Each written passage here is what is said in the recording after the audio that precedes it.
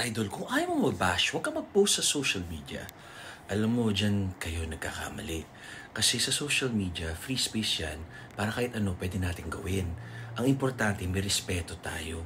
At yung sinasabi natin, talagang minimin natin, kaya natin panindigan. Kasi baka mamaya may sinasabi tayo, pero sa ano lang, type lang, pero pag magkaharap na, di mo pala kayang sabihin. O yung consequences na sinabi mo, di mo kayang harapin. Diba? So, huwag ganun. Dapat respectful. Kung ano yung pagkatao mo, pinalaki sa'yo ng magulang mo, ng Diyos, ng paaralan, dapat ganun ka pa rin kabuti sa keyboard. Ngayon, kung coops ka talaga, coops ka. Swerte mo na lang na hindi ka nakikita ng ibang tao dahil kung harap-harapan kang bastos, tatamaan ka, di ba? So, ganun lang yun. Hindi pa naman huli pagbabago. Tsaka, syempre, sa future, magiging parent ka, magkakaroon ka ng anak.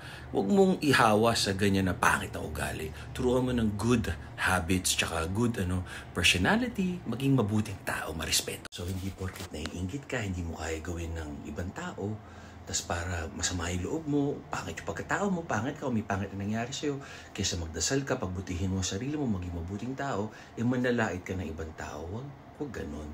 I mean, kung magko-comment ka ng criticism, yung criticism na talagang minimino para sa ikabubuti ng tao, hindi yung para ma-depress, makakos ng mga masasama, di ba? Huwag ganun. Tama kayo, mali ako, not your doctor, do our free, happy, healthy. Tsaka yung mga lagi nag-hate, usually sila yung nakalock yung profile, tsaka sobrang pangit ng buhay at itsura nila. Huwag ganun, guys. Hilahin natin pataas. Let's all be successful and happy, healthy.